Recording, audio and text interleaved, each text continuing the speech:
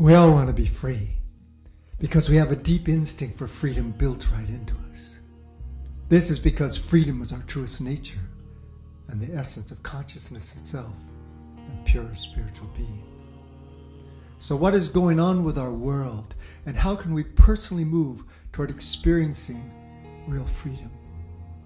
There's so much upheaval going on. People are blaming many things. Capitalism is one of the primary focuses now, as the international economic systems are in dire jeopardy of failing because of the abject greed of that very small percentage of big money players.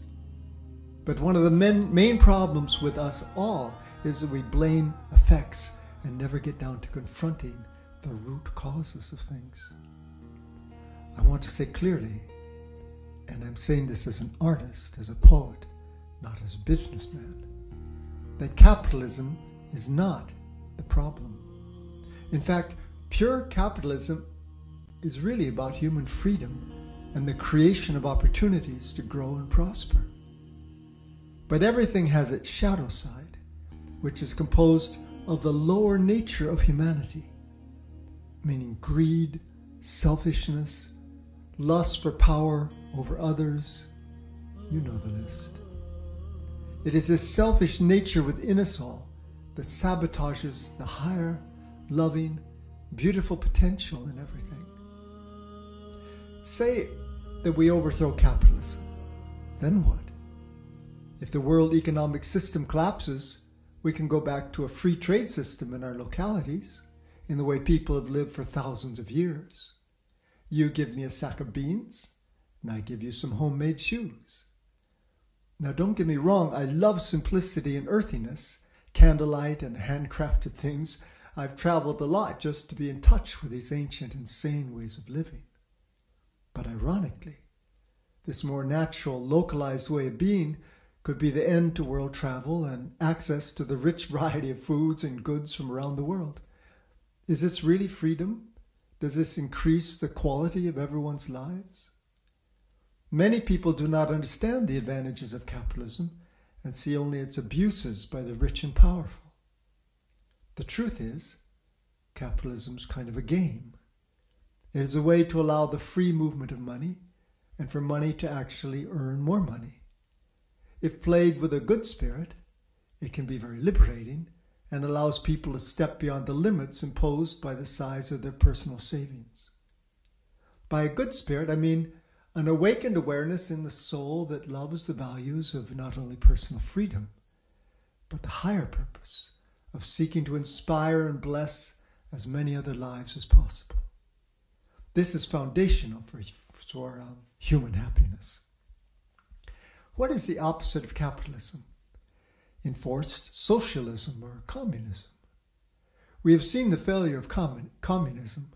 Socialism has some advantages for sure, if it is a compassionate socialism concerned with providing all citizens with basic housing, food, and health care.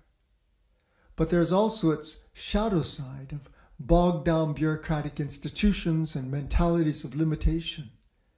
A bureaucratic mentality is a form of enslavement and is incredibly inefficient, always.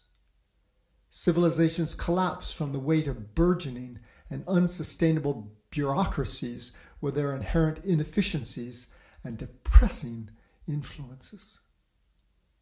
The world is so incredibly diverse and beautiful. What a potential paradise. What a place to play. To me, real freedom is freedom from selfishness, fear, and the illusion that we are disconnected from the divine.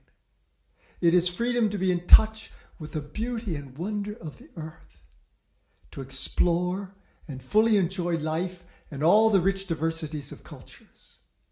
It is to freely grow in what you love and freely share your gifts with others in real love and respect. It is the freedom of science from being diverted and restrained by corporate profit motives. And it is the freedom to express our personal connection with the divine in a rich diversity of ways.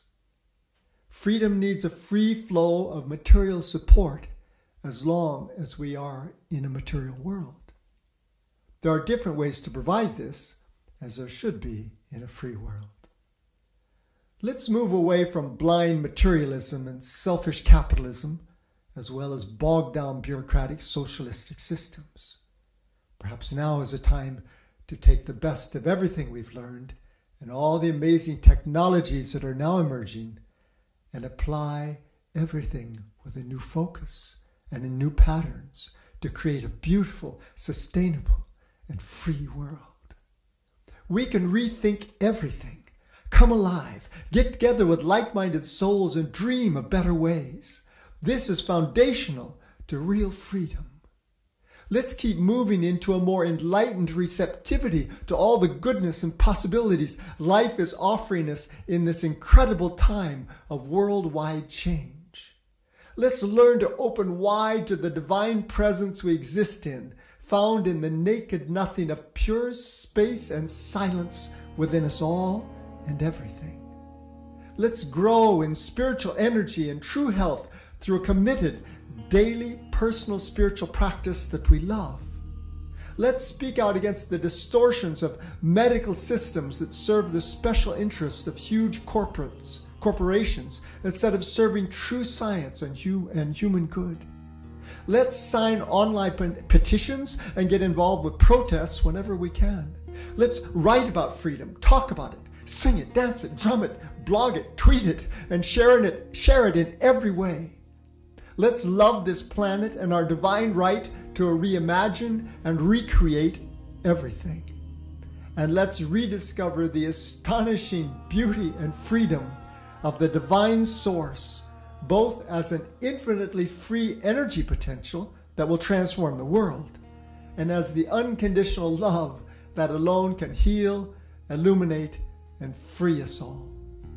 As thousands of near-death experiencers now attest to, we are spirits having a human experience. And when we are done here and learned what we came to learn about the abuses of selfishness and the wisdom of real love, we shall leave our bodies and fly free, expanding into a light brighter than 1,000,000 suns, a love 1,000,000,000 times greater than we have known.